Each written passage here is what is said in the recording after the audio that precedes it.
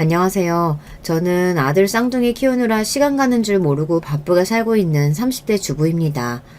두 녀석 다 워낙 활달해서 저희 친정엄마의 시어머니까지 번갈아 가며 육아를 도와주고 계시는데도 요즘은 딴 생각할 틈도 없이 바빠요. 그러다 오랜만에 이 채널에 들어와 보니 제가 정말 힘들었던 시절에 이곳 사연을 들으며 마음을 달랬던 생각이 나네요. 지금이야 두 아이의 엄마로 눈코 뜰 새 없는 하루하루를 살고 있지만 사실 저에게는 첫 아이를 유산한 아픔이 있거든요. 아이를 잃어보신 분들이라면 누구나 공감하시겠지만 그게 몸만 축나는 게 아니라 정신이 정말 힘든 일이에요. 저 같은 경우에는 초기 유산도 아니고 아이가 거의 다 자란 상태에서 갑작스럽게 맞게 된 유산이라 더욱 정신적인 충격이 컸어요. 가족들 역시 많이 가슴 아파했고요. 무엇보다 충격적이었던 건 제 유산의 원인이 결혼을 통해 가족이 된 사람들의 탓이었다는 겁니다. 저와 남편은 대학교 동기로 20살 때 처음 만나서 거의 10년을 연애하다 결혼했어요.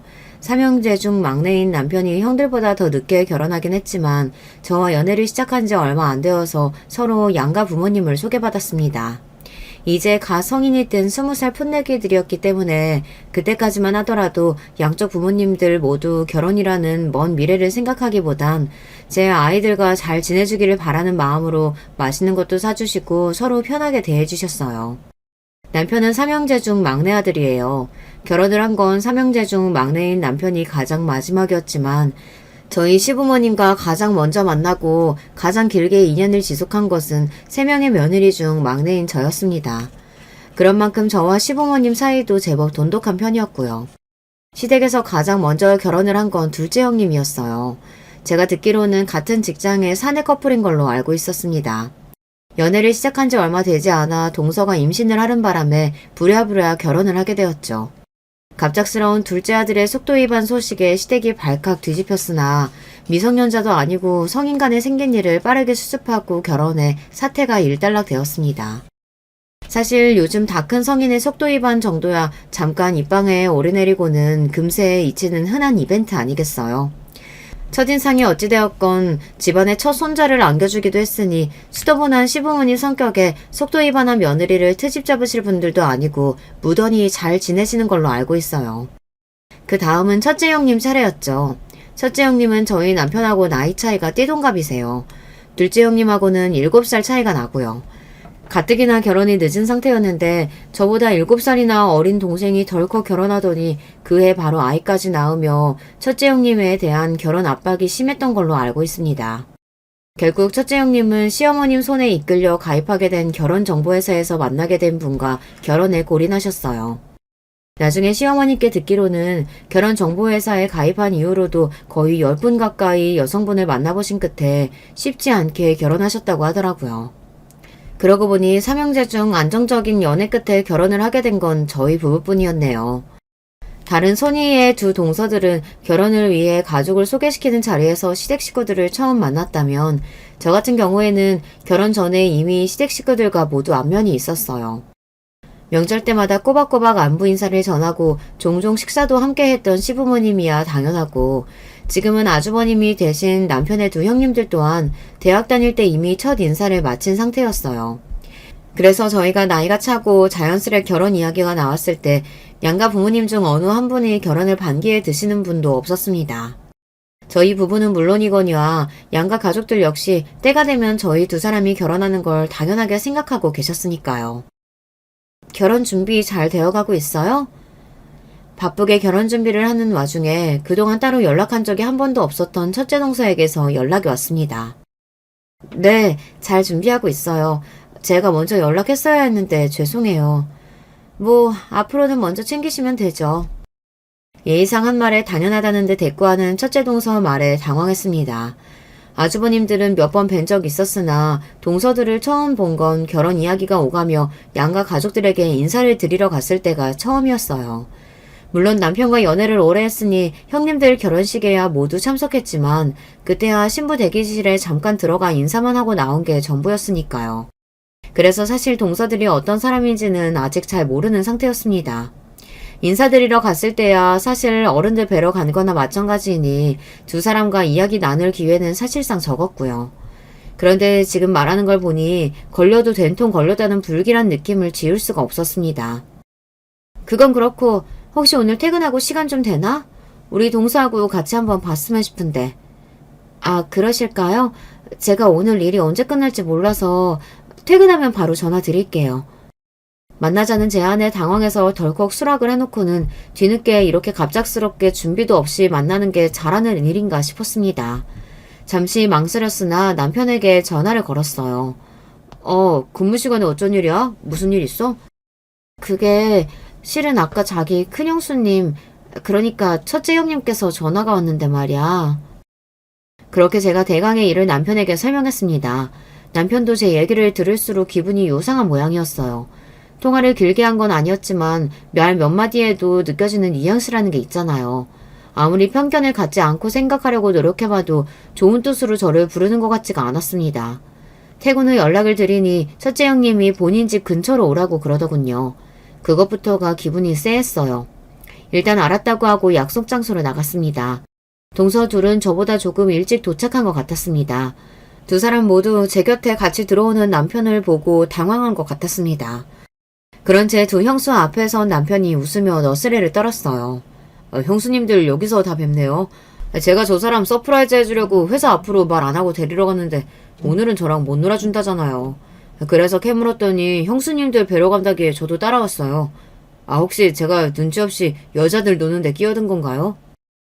저는 몰라도 도련님이 이렇게 말하는데 그 두 사람이 뭐라고 하겠어요. 죄송해요, 형님. 제가 눈치껏 돌려보내려고 했는데 자기 모르게 어딜 가냐고 사람을 하도 닥달하는 바람에 오늘은 이렇게 뵙고 다음에 제가 다시 자리 마련할게요. 그래요. 그럼. 떨떠름하게 대파는 첫째 동서에게 남편이 말했습니다. 오늘은 제가 멋대로 숙녀분들이 만나는 자리에 난입했으니 제가 저녁 대접하겠습니다. 그리고는 다소 어색하긴 했으나 겉으로는 화기애애하게 저녁 식사를 했습니다. 이런저런 근황을 주고받기는 했으나 누가 들어도 제가 혼자 나왔으면 꺼냈을 법한 주제는 근처에도 가지 않으면서 말이죠. 그날은 그렇게 자리가 마무리됐어요. 순조롭게 결혼한다고 했던 내가 입방정이었던 모양이야. 갑자기 스트레스가 확 올려오네. 스트레스 받을 일 생기면 그때 나랑 같이 받고 지금은 미리 너무 걱정거리 만들지 마. 무슨 일 생기든 너 혼자 겪게 하진 않을 테니까. 한 입으로 두말할 남자는 아니었기에 남편을 믿기로 했습니다. 다음날 만난 남편이 말했습니다.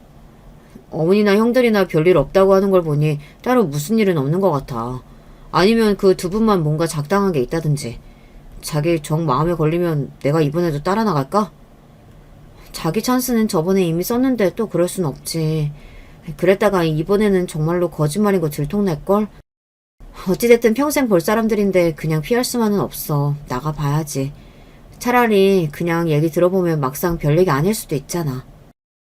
아무 대꾸 없는 남편 표정이 절대 그럴 리가 없다고 답하고 있었으나 그럼 어떡해요. 이제 와서 겨우 이런 일 때문에 결혼을 물을 수도 없고 부딪혀야 하는 일은 부딪히는 수밖에요. 그렇게 다시 약속을 잡아 동서들을 만났습니다. 애써 웃는 낯으로 앉아있는데 그쪽에서는 딱히 표정 관리를 할 생각도 없어 보이더라고요. 오늘에야말로 진짜 하려던 소리를 듣는다고 생각하니 매도 먼저 맞는 게 낫다고 차라리 얼른 얘기하고 끝내고 싶은 마음뿐이었어요. 혹시 저번에 따로 하실 말씀 있으셨는데 형우 씨 때문에 말씀 못하신 거 아닌가 해서요. 하실 말씀 있으시면 해주시겠어요? 제 말에 첫째 동서가 은근슬쩍 둘째 동서에게 눈치를 주더라고요. 대충 둘의 서열이 짐작이 가는 부분이었어요. 동서 말대로 저번에는 우리도 좀 당황스럽더라. 아무리 도련님이 막무가내로 나온다고 해도 적당히 알아서 둘러댈 수도 있었을 텐데. 시작부터 타박 주는 말에 굳이 대꾸하고 싶지 않아 계속 웃는 낯을 하고 있자 둘째 동서가 못마땅한 낯으로 마지못해 입을 뗐습니다. 우리가 얘기 듣기로는 아직 예단 얘기가 제대로 안 나온 걸로 알고 있어서 보통 이런 건 신부 측에서 먼저 얘기를 꺼내는 게 관례인데 결혼식 다 가까워오도록 아무 소리가 없으니 우리 집안에서 먼저 말 꺼내기 민망하지 않겠어? 예단 얘기라면 결혼 얘기가 나오기 시작할 때부터 이미 정리가 끝난 상황이었습니다. 저희 친정에서나 시댁에서나 가급적이면 결혼식 외에는 일체 부대 비용이 들 만한 것들은 웬만하면 다 생략하자고 합의가 된 상태였거든요. 결혼하겠다고 의사를 양가에 밝힐 때부터 저희가 가능하면 양가 부모님께 손 벌리지 않고 저희 힘으로 결혼을 준비해보겠다고 하자 그러면 집에서 크게 도와주시지 않는 대신 먼저 해주신 말씀이었어요. 저 혹시 아버님 어머님께 말씀을 듣지 못하셨나 해서 드리는 말씀인데 저희 처음 결혼한다고 말씀드렸을 때부터 양가 부모님 모두 예단이나 다른 결혼 선물은 따로 하지 않는 걸로 하시겠다고 말이 되어 있거든요. 거의 둘째 동서를 조종하다시피 팔짱을 끼고 뒤로 빠져있던 첫째 동서가 화르륵 흥분하더니 제 말을 끊었습니다. 동서, 그래도 그건 도리가 아니지. 우리가 듣기로는 동서 친정집이 그렇게 처지는 집안도 아니라면서. 없이 살아서 도저히 형편이 안 되는 것 같으면 몰라도 하려고 들면 충분히 할 수 있는데 안 한다는 건 우리 집안에도 할 짓 아니지 않아? 마치 자기가 시댁을 대표하는 사람이라도 된 듯한 말투였습니다. 아니 시댁을 대표하는 시부모님과 이미 얘기가 다 됐는데 왜 저 둘이 저렇게 나서서 분란을 만드는 건지 이해가 가질 않았어요. 혹시 이런 것도 동서 시집살이인가 싶었습니다. 그 얘기는 저희 쪽에서 먼저 꺼낸 게 아니라 어른들께서 하신 말씀이에요. 어른들이 그렇게까지 말씀했는데 저희 맘대로 하기도 입장이 좀 곤란해서요. 형님들께서 너그럽게 헤아려 주세요. 말씀이야 그렇게 하셔도 정작 진짜를 준비하면 자식들이 해주는 건데 물으라고 하시기야 하겠어? 우리가 꼭 뭘 바라고 하는 소리가 아니라 이런 건 원래 아랫사람이 눈치껏 하는 거야. 동서 이제 우리 집에 시집 오면 평생 얼굴 봐야 할 사람들인데 시작부터 이러면 우리도 좀 솔직히 갑갑하지. 이건 저들 원하는 대로 하지 않으면 앞으로 시집생활이 쉽지 않을 거라는 반협박이나 마찬가지인 말 아닙니까? 갑갑한 건 도리어 저였습니다. 도대체 뭘 원하길래 시부모님하고는 합의도 안 해놓고 저를 따로 불러서 이런 소리까지 하는가. 이쯤 되니 한번 드러나 보자 싶더군요. 그러시면 형님들께서는 따로 생각해 두신 게 있으신 건가요? 비로소 제 입에서 저들이 원하는 말이 나온 모양인지 부끄러운 줄도 모르고 동서들이 반색을 하더군요. 시커먼 속이 훤히 들여다보이는 행동에 그만 기가 찼습니다. 이건 그냥 참고삼아 하는 말인데 보통은 예단으로는 면품백들 많이 하지? 대놓고 돈봉투 주고받는 건 너무 천박스러운 일이고 그렇다고 명색이 예단인데 살림살이로 대신하는 것도 좀 우스스럽고 많이들 그렇게 한다는 거야 내 말은.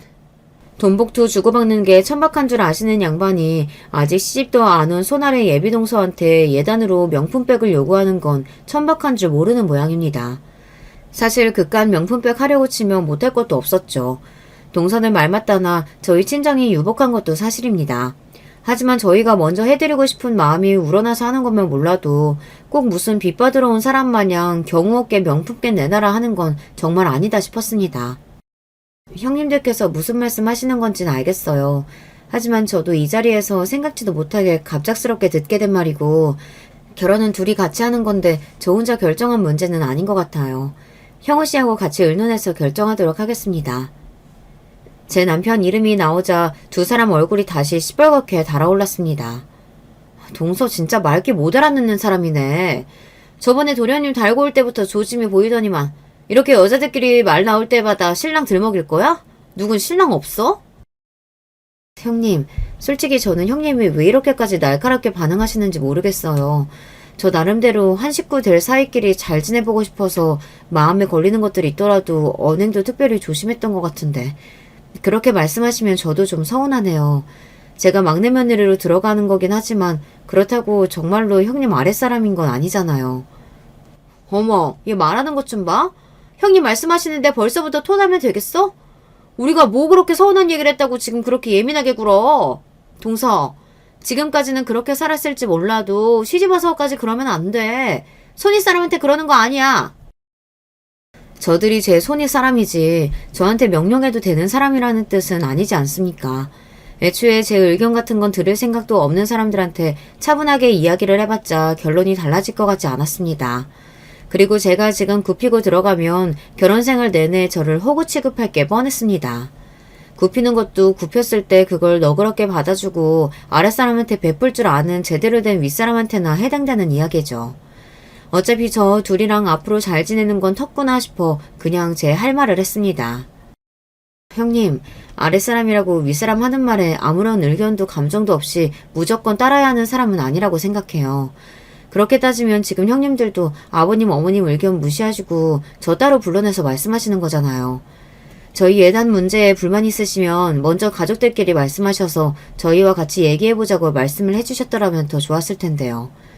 솔직히 지금 하시는 말씀은 제 입장에서는 너무 일방적인 요구로 느껴지는 게 사실이네요.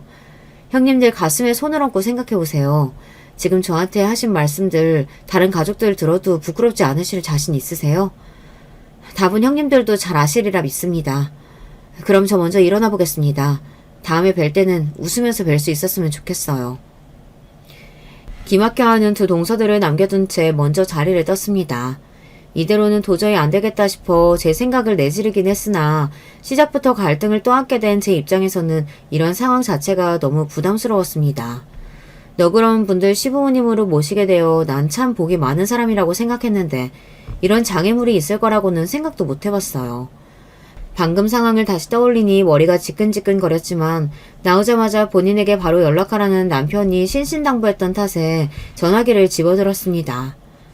얘기 잘 끝났어? 아니, 파토나도 완전 제대로 파토났어. 제 말에 남편이 불이 나게 달려왔습니다. 길게 설명하기도 지쳐서 남편에게는 그냥 아까 일에 대한 녹음 파일부터 던져줬어요. 무슨 말 하는지 궁금하다고 녹음을 해오라던 남편 말에 처음엔 뭘 그렇게까지 하냐고 타박을 했는데 이제와 생각해보니 녹음이라도 안 했으면 둘이 편먹고 내 입장만 난처해졌을지도 모르겠다는 생각이 들더군요. 녹음 파일을 듣고 남편 표정이 너무 안 좋아졌어요. 본인도 자기 형수들이 이런 인간이라는 건 처음 알았을 테니 그럴만도 했습니다. 형수들 그렇게 안 봤는데 사람들이 정말 해도 해도 너무하네. 그렇게 가깝게 지내진 않았어도 우리 부모님한테는 잘하는 것 같아서 괜찮은 사람인 줄 알았더니만 지금 자기네 아래 동서 들어왔다고 이렇게 시집살이 시키려 들어? 자기들도 예단이니 뭐니 아무것도 안 해왔으면서. 형님들도 예단 안 해왔어? 예단은 무슨, 나 형들 결혼할 때 형들이 자기 돈으로 따로 양복 한 벌 해준 거 말곤 형수들한테 아무것도 받은 거 없어. 그땐 내가 학생이어서 변변한 양복이 없었잖아. 그거 알고 형이 옷 해주면서 자기가 따로 해주는 거니까 형수한테는 아무 소리 말라고 했단 말이야. 우리 부모님도 그런 거 바라실 분들도 아니고. 아니 본인들도 안 한 걸 왜 자기한테만 해오라고 난리야? 그리고 집에 돈 좀 있으면 뭐 그렇게 뜯어내도 당연한 거야? 명품백이 누구네 집 개 이름도 아니고. 그것도 한두 푼 하는 것도 아니라며. 내가 도움받는 건 바라지도 않지만 해주는 것도 없는 사람들이 이렇게 뻔뻔하게 저 바라는 거 요구하는 건 아니지. 남편은 당장이라도 제 형들 집으로 쳐들어갈 기세였습니다. 안 그래도 동서간 사이도 어그러진 마당에 형제의 난까지 터지면 감당이 안 될 것 같았어요. 그만! 나 오늘은 형님들까지만 해도 한계치 넘어섰어. 오늘은 더는 분란 만들지 말자, 응? 알았어. 그래서 자기는 어떻게 하고 싶어? 어떡하긴 뭘 어떡해. 벌써부터 내 친정짐 뜯어먹을 생각 만만인데 해달라는 대로 다 해줬다가는 앞으로 두고두고 뜯어먹기게 생겼어. 좀 껄끄럽긴 해도 그냥 넘어가는 게 맞는 것 같아. 서로 얼굴 붉힐 만큼 다 붉힌 마당에 이제 와서 명품백 그거 사줘봤자 나 예뻐라 할 리도 없고. 나도 그게 맞는다고 생각해. 그러다가 괜히 안 보이는 데서 자기 괴롭힐까봐 그게 걱정돼서 그러지. 그러지 말고 내 비상금으로 그냥 해줘버릴까? 자기 비상금으로 하나 우리 친정집에서 뜯어내나 하나 뭐가 다를 게 있어. 어차피 해주면 우리 집 주머니에서 나온 줄 알 텐데.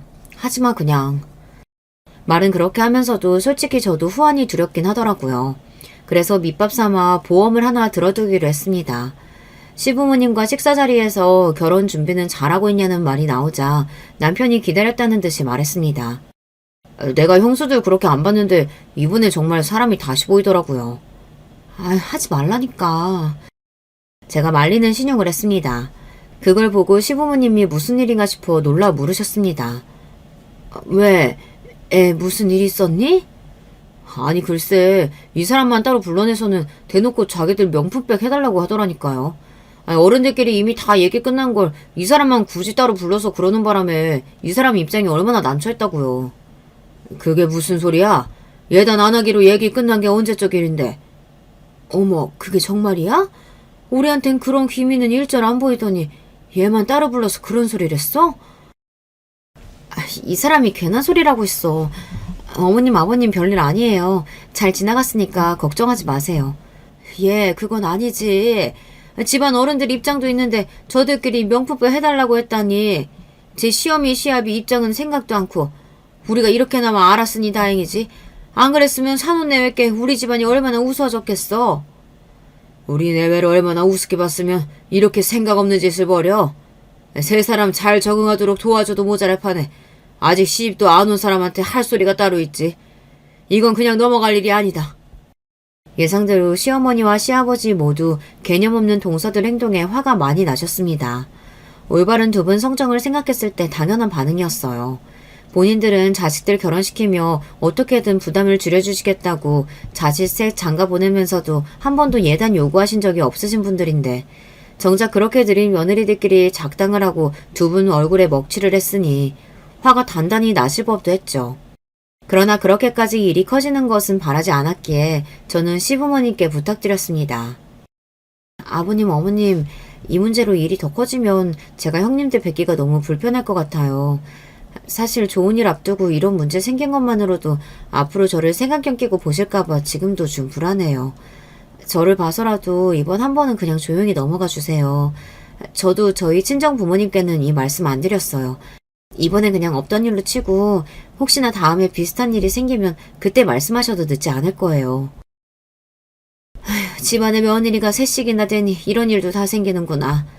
네가 마음고생이 많았겠다. 우리한테는 그런 김이 조금도 내비치질 않아서 이런 일을 벌일 거라고는 생각도 못했네. 몇 년을 봐도 사람 속이라는 게 참 알기가 힘들구나. 그래, 네 입장도 이해가 가. 시집 오자마자 시끄러운 일 생기면 아무래도 불편할 수밖에 없지. 대신에 이런 일 생기면 그때는 감추려 들지 말고 꼭 이야기해야 한다.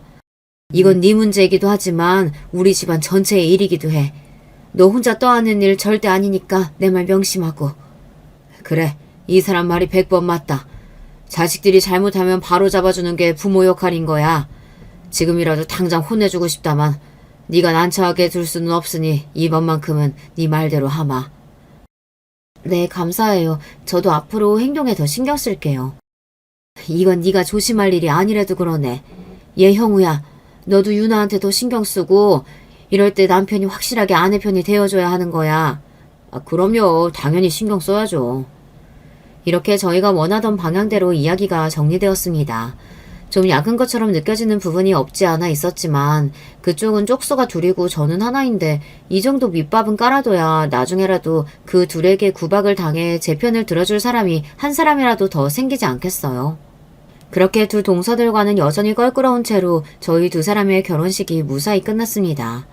이제 정말 빼도 박도 못하고 그 두 사람과도 결혼으로 묶인 가족이 되었습니다. 시작이 무척 삐걱거리기는 했습니다만 좋든 싫든 평생 얼굴 보고 살아야 하는 마당에 이왕이면 잘 지내보고 싶은 마음이 아직까지는 남아있었어요. 그래서 예물 안 해준 대신이라고 생각하고 신혼여행 선물은 특별히 더 신경 써서 준비했습니다. 명품백만큼은 아니지만 신혼여행지의 특산품과 명품 스카프까지 나름대로 그 두 사람 선물 때문에 지출이 컸어요.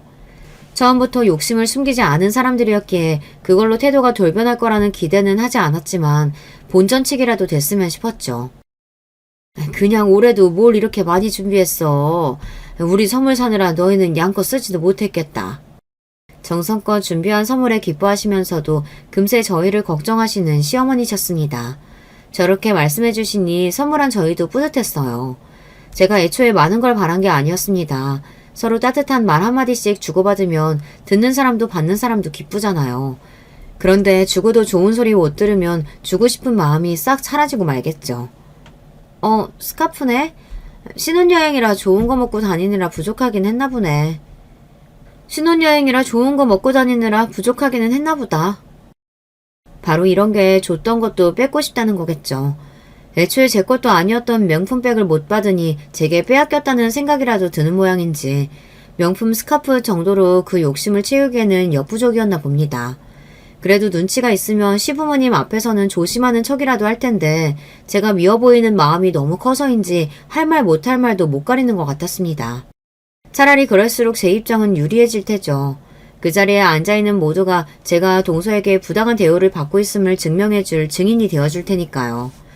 제 처에 무례한 인사에 옆에 계시던 큰아주버님이 당황한 듯 틈칫하시더군요. 시부모님의 눈길 역시 곱지 않았습니다. 당신 지금 무슨 소리라는 거야? 형우랑 재수씨가 기껏 생각해서 좋은 선물까지 준비해줬는데 고맙다는 소리가 먼저 나와야지. 네, 고마워요 도련님. 굳이 저를 쏙 빼고 제 남편만 언급하는 꼴이 유치하기 짝이 없었습니다. 도대체 나이는 어디로 먹는 건가 싶었어요. 첫째 동서 옆에서 똑같이 빈정대는 표정을 짓고 앉아있는 둘째 동서만 빼고 다른 식구들이 다들 황당해서 첫째 동서를 쳐다보았습니다. 지능적으로 저를 괴롭혔다면 오히려 골치가 아팠을 텐데 행동이 단세포라는 점이 그나마 제게는 다행스러운 일이었습니다. 오늘 첫째 하는 꼴 보니 네가 그동안 마음고생이 많았겠다 싶긴 하더구나. 둘째하고는 어떻게 착짝꿍이 잘 맞아서 저러는 건 나도 처음 봤는데 제 시애비가 옆에 뻔히 앉아있는데도 저런 걸 보면 제가 아주 심보가 보통이 아니겠어. 너 저번에 내가 한 말 있지 않았지? 무슨 일 생기면 바로 나한테 말해야 한다는 거. 그럼요 어머니. 꼭 말씀드릴 테니까 너무 걱정하지 마세요. 설마 저번 같은 일이 또 있기야 하겠어요. 그렇게 단순하게 생각할 일 아니래도 나도 쟤들 따로 불러서 단속 단산히 해야 둬야겠다. 어린이 계신데 천지분간 못하게 저대로 둘 순 없지. 너도 그냥 모른 척 하고 있어. 동서들 하는 꼴을 보니 앞으로의 일이 순탄치 않겠다 싶어 걱정스러운 마음이 드는 것도 사실이었으나 시부모님이 이렇게 확실한 제 편인데 저희 둘이 뭘 어쩌겠나 싶기도 했습니다. 어찌되었든 시댁에서 발언권이 제일 센 사람은 시어머니셨으니까요. 저들 나름대로는 빈정이 상했는지 그 이후로 제게 따로 연락을 하지 않는 것도 차라리 다행스러웠습니다. 잘 지낼 자신이 없으면 최대한 연락할 일을 만들지 않는 것도 방법이죠. 그렇게 다소 대면대면하지만 생각했던 것만큼 큰 갈등은 없이 지낼 수 있겠다 싶은 생각은 오래 가지 못했습니다. 바로 제 임신 소식이 시댁에 전해지면서부터였어요. 저희 부부가 그렇게 빨리 아이를 가질 계획은 아니었는데 뜻밖에도 결혼 2달 만에 예상보다 훨씬 이르게 첫 아이가 찾아와 주었습니다. 조금 당황스럽긴 했지만 저희 부부 2사람 모두에게 너무나도 기쁜 소식이었어요. 제 임신 소식을 들으시고는 저희 친정 부모님은 물론 시부모님께서도 뛸 듯이 기뻐하셨어요. 특히 시댁은 아이가 귀한 편이었습니다. 둘째 동서가 속도 위반으로 결혼해 시조카가 한 명 있기는 했지만 그 뒤로 결혼 10년이 다 돼가도록 둘째를 갖는데 실패한 걸로 알고 있습니다. 더 큰 문제는 첫째 동서였어요. 첫째 아주버님과 첫째 동서의 결혼이 늦은 편이었다는 건 앞에서도 얘기했었죠. 그 때문에 첫째 동서는 결혼과 동시에 임신을 시도했으나 자연 임신이 되지 않아 시험관 시술을 받고 있었습니다. 시어머니께 듣기로는 7번의 시험관 시술을 받았다는데 7번 다 실패했다고 해요. 그나마 아주버님과 첫째 동서가 연애 결혼이면 아이에 대한 압박감이 좀 덜했을지도 모르겠는데 애초에 그 2분은 결혼정보회사를 통해 만난 사이잖아요. 처음부터 서로에게 기대하는 바가 확실한 상태에서 한 결혼인데 아이가 쉽게 생기지 않으니 첫째 동서의 부담감이 상당했을 거예요. 문제는 본인에게 아이가 생기지 않는 스트레스를 가뜩이나 미운 털 박힌 임신한 손 아래 동서에게 풀기 시작했다는 겁니다. 아가, 아직 입덧은 안 하니? 내가 형우 가졌을 때 입덧이 너무 유난스러웠거든. 그런 건 보통 시어머니 많이 따라간다 해서 내가 아주 걱정이야. 그냥 안 하듯이 지나가면 좋을 텐데. 뭐 먹고 싶은 건 없고? 아, 네, 괜찮아요, 어머니. 세상 꿀 떨어지는 눈빛으로 저를 챙기는 시어머니와 저를 번갈아 보는 첫째 동서 눈에서 불이 튀는 것 같았습니다. 저는 그렇게 용을 써도 들어설 생각을 안 하는 아이를 쉽게도 가진 제가 미울 법도 하겠죠. 하지만 그게 제 잘못은 아니잖아요. 그렇게 생각하면서도 첫째 동서 눈치를 보느라 조마조마해서 시댁만 가면 좌불안석이었습니다. 제가 하도 첫째 동서 눈치를 보니 남편도 불만이 많았어요. 본인 아이 안 생겨서 스트레스 받는다는 건 알겠는데 그렇다고 당신한테 그럴 건 또 뭐야. 가뜩이나 초기 임산부라 스트레스 받으면 안 되는데 왜 저렇게 심부를 못되먹게 쓰는 건지 모르겠네. 솔직히 불편해 죽겠는데 본인도 오죽하면 저럴까 싶어서 뭐라고 하지도 못하겠어.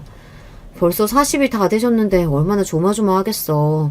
저러다 끝까지 아이 안 생기면 어쩌나 싶어서 나도 요새 불안해. 저쪽에서는 당신 생각 코딱지만큼도 안 왔는데 속도 좋다. 어머니도 사정 모르시는 것도 아니고 어지간하면 당분간 본가에는 가지 말자. 눈에 안 보이면 저도 좀 덜 긁으려 들겠지. 남편 말에 그래야겠다고 생각했습니다. 저를 위해서나 첫째 동서를 위해서나 서로 최대한 마주치지 않는 게 정신건강에 좋을 것 같았습니다. 그러고 한 달쯤 지났을까 둘째 동서한테서 연락이 왔습니다. 동서, 아무리 임신했다지만 요새 시댁일에 너무 서글한 거 아니야? 식구도 한둘이 아닌데 동서까지 빠져서 음식 준비하느라 내가 얼마나 힘든 줄 알아? 애 가졌다고 너무 유난 떠는 거 애한테도 안 좋아. 나라고 애 안 낳았어? 누가 들으면 애를 한 대여섯은 낳은 사람인 줄 알겠습니다. 그리고 음식하느라 무슨 힘이 들었겠습니까? 저희 시어머니는 애초에 음식한다고 며느리 부려먹을 수 있는 분이 아니셨어요. 간단하게 과일 깎는 전도나 서로 돌아가며 했지 저희 도착하기도 전에 어지간한 음식은 미리 준비하고 기다리시는 분이셨습니다. 이제 하다하다 별 꼬투리를 다 잡는다 싶었죠. 형님이 임신하셨을 때 힘들지 않으셨다고 다른 임산부들도 다 그런 건 아니에요. 그날 안 간 건 어머님이 먼저 무리하지 말라고 하셔서 빠졌던 거고요. 어머님 성정이야 원래 그러신 분인 거 몰라서 그래? 그래도 시댁 행사에는 빠지지 말고 꼬박꼬박 와야지. 서로 봐서 반가울 얼굴도 아닌데 뭘 그렇게 못 불러내서 안달인가 싶다가 아하 싶었습니다. 왜요? 첫째 형님이 저 안 왔다고 또 뭐라고 하세요? 아니 갑자기 형님 얘기는 왜? 뻔한 일이죠. 도대체 무슨 책이 잡혀서 저러는지 모르겠으나 둘째 동서는 유난히 첫째 동서 앞에서 맥을 못 쳤습니다. 저한테 대시 타박을 하는 거나 여러모로 둘째 동서는 첫째 동서 아바타나 마찬가지였죠. 아마 저한테 이렇게 날카롭게 구는 것도 수틀리면 첫째 동서의 히스테리가 자기한테 넘어올까 싶어 더 앞잡이처럼 굴었던 거겠죠. 길게 이야기하기도 싫어서 그냥 간단하게 정리하기로 했습니다. 그날은 정말로 몸이 안 좋았어요. 앞으로 가급적이면 시댁 행사는 빠지지 않겠습니다. 하실 말씀 다 하셨으면 이만 끊겠습니다.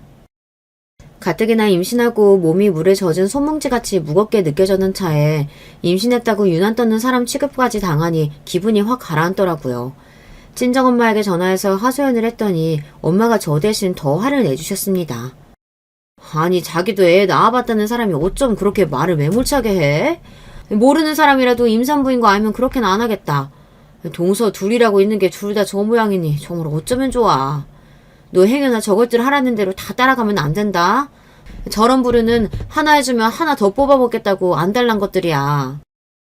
안 그래 엄마. 엄마 딸이 그런 맹추도 아니고. 제 편을 들어주는 친정엄마 목소리를 들으니 기분이 좀 풀어지는 것 같았어요. 그러면서도 괜히 책 잡힐 일을 만들 필요는 없으니 빈도수만 좀 잘 조절해서 컨디션 봐가며 다시 시댁 행사에 참여해야겠다고 생각했습니다. 그런데 요상한 일은 거기서 끝나지 않았습니다. 임신 5개월 차에 넘어갈 무렵 새벽에 뜬금없이 전화가 왔어요. 첫째 동서였습니다. 처음에는 무슨 사고라도 생긴 건가 싶어 그 시간에 자다가 소스라치게 놀라 전화를 받았어요. 그런데 막상 받아보면 별일도 없는 거예요. 주절주절 헛소리를 늘어놓는 첫째 동서에게 짜증이 솟구쳤습니다. 형님, 지금 시간이 새벽 2시가 넘었어요. 급한 일 아니시면 좀 나중에 얘기하면 안 될까요? 내가 그동안 동서한테 자주 연락한 것도 아닌데 이거 하나도 못 받아줘? 그러더니 또 한참 헛소리를 하는 첫째 형님이었습니다. 결국 그날은 잠을 설쳐서 가뜩이나 임신으로 무거워진 몸이 더 무겁게 느껴졌습니다. 그러고도 이틀 걸러 하루마다 첫째 동서의 새벽 연락이 이어졌어요. 어쩔 때는 전화를 받으려고 치면 전화가 툭 끊어졌습니다. 그런 일 몇 번 당하고 나니 저도 저지만 남편의 화가 폭발해버렸어요. 이거 진짜 정신 나간 여자 아니야. 멀쩡한 사람한테 이래도 사람 환장할 판에 잘 쉬어야 할 임산부한테 이게 뭐하는 짓거리야. 일부러 잘못되라고 고사라도 지내는 거야 뭐야. 당장이라도 첫째 동서 집을 때려 부수러 갈 기세인 남편을 간신히 뜯어말렸습니다. 남편을 말리긴 했으나 솔직히 저도 좀 소름이 끼쳤어요. 이건 꼭 우리 애 잘못되길 바라고 하는 짓 같잖아요. 적나라하게 느껴지는 첫째 동서의 악의에 그날 저녁부터는 잘 때 아예 핸드폰을 꺼버렸습니다. 그 외에도 자잘한 사건들이 많았어요. 후에 벌어질 일을 생각하면 빙산의 일각에 불과했죠. 참으로 다사다난한 첫 아이 임신 기간이었습니다. 그 와중에도 시간은 흘러 정말 이제 출산이 목전에 다가왔습니다. 그날의 기억이 아직도 생생해요. 제 인생 최악의 날이었으니까요. 그날은 시조부모님의 제사가 있는 날이었습니다. 시어머니께서는 당연히 만삭인 저보고 오지 말라고 신신당부를 하셨어요. 또 동서들이 난리를 치겠구나 생각하면서도 이제 정말 출산일이 임박했으니 그 둘 신경 쓸 때가 아니었죠. 그렇게 집에 있는데 갑자기 둘째 동서한테 전화가 왔습니다. 동서 뭐해? 지금 형님이 동서 언제 오냐고 자꾸 난리도 아니셔. 형님, 저 만삭이에요. 예정일 얼마 남지도 않았는데 정말 왜 이러세요? 어머님께서 오지 말라고 하시는데 또 왜요?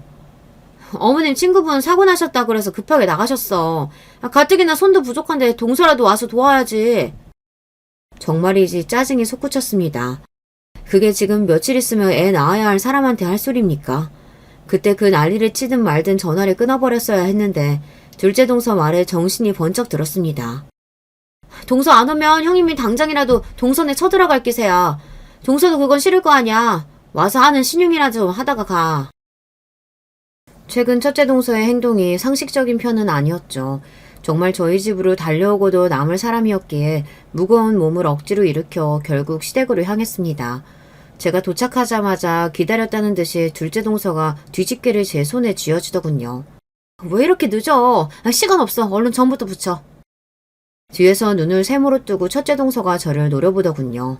뒤집개고 뭐고 집어 던져버리고 싶었으나 더 험한 꼴 당하느니 그냥 붙이자 싶었습니다.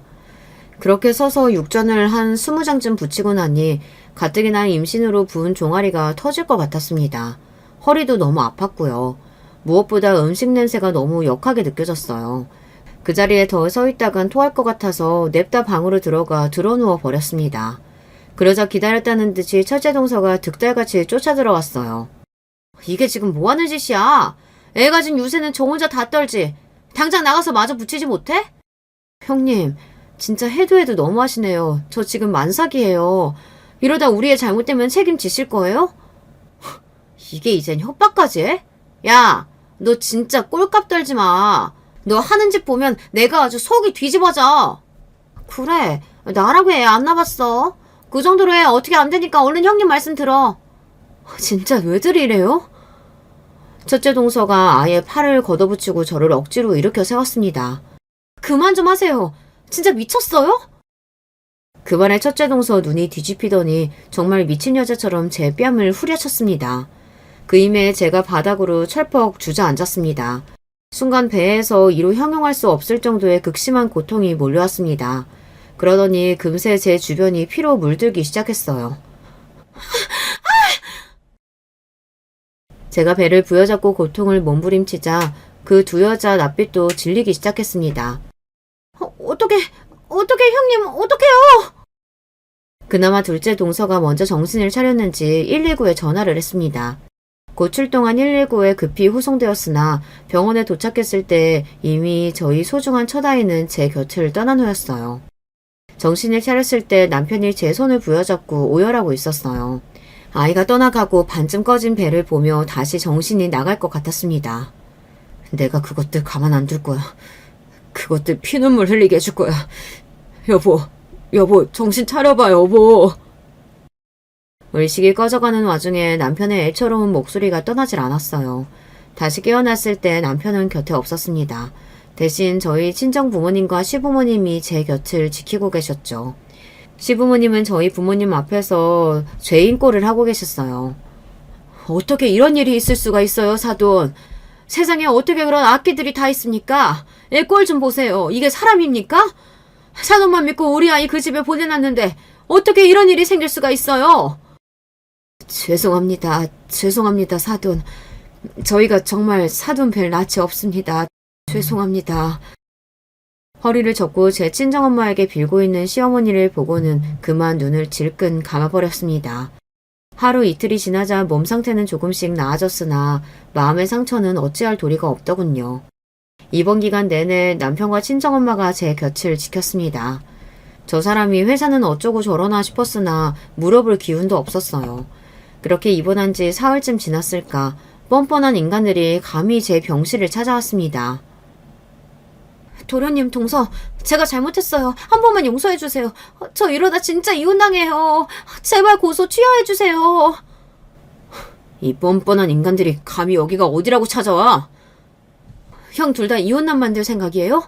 아이 잃고 정신없는 건 알지만 그걸 제 탓만 할 건 아니죠. 첫째 동서는 끝까지 저 잘못했다는 소리는 안 하더군요. 그 꼴을 보고 저희 친정엄마가 그 두 여자 머리채를 휘어잡아버렸습니다. 이 악기 같은 년들! 내 손자 잡아먹은 악독한 년들! 니년들은 살인자야! 왜 이래요? 이거 놔! 저것들 당장 내 눈앞에서 치워! 미친년처럼 소리 지르는 제 기세에 남편이 그 둘을 집어던지듯 병실 밖으로 쫓아냈어요. 제 상태가 조금 진정되자 남편이 그간의 일을 설명하기 시작했습니다. 당신이 녹음한 파일 듣고 우리 아이가 어떻게 떠난지 알았어. 그걸 알고도 도저히 저것들을 가만히 둘 수가 없어서 그간 통화 녹음했던 것들이랑 새벽에 연락한 거며 당신 입원 일 진단서까지 모을 수 있는 건 싹 다 끌어서 저 둘 고소했어. 형들한테도 그간 저것들이 한 짓들 녹음 파일 다 보냈고 형들이 당신한테 사과하고 싶다고 하긴 했는데 아직 당신 힘들 것 같아서 나중에 하자고 했어. 첫째 동서 기행이 나날이 심해지다 보니 그날 시댁에 들어가면서부터 휴대폰 녹음 기능을 켜두었던 걸 남편이 들은 모양이었어요.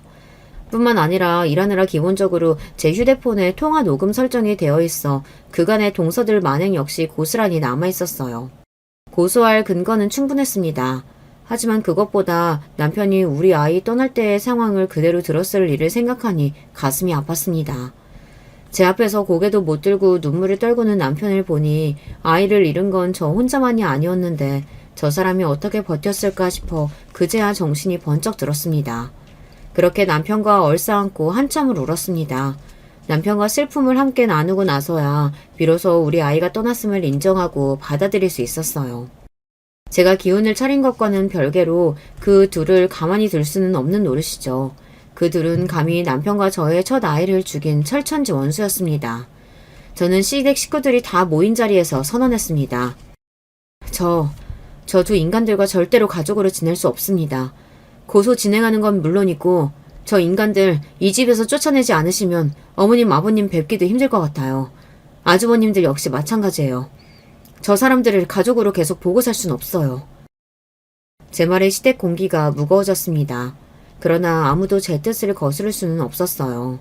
이윽고 시아버지께서 입을 여셨습니다. 우리도 우리 손자 잃게 만든 그들 더는 자식으로 품고 살 수 없다. 그들과는 인연 끊을 작정이다. 우리가 정말 널 볼 낯이 없다. 미안하다 아가. 나도 마찬가지다.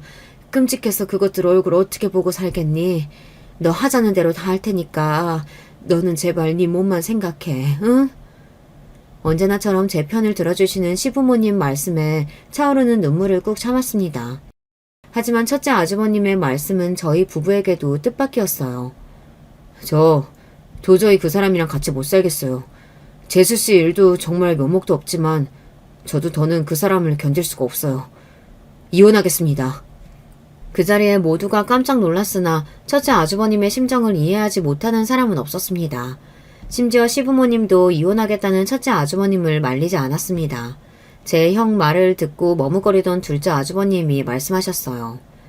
사실 저도 지금 별거 중이에요. 이런 일까지 있었는데 솔직히 그 사람 보는 거 겁나네요. 저도 근데 애가 없으면 모를까 애까지 있는데 섣불리 이혼하겠다고 말씀까지는 못 드리겠어요. 하지만 절대로 그 사람 재수씨 앞에 나타나는 일 없게 하겠습니다. 이 집에도 발도 못 들이게 할 거예요. 그것만큼은 정말로 약속드릴게요. 본의 아니게 형님 두 분 모두 결혼 생활이 파탕난 꼴이 되었습니다.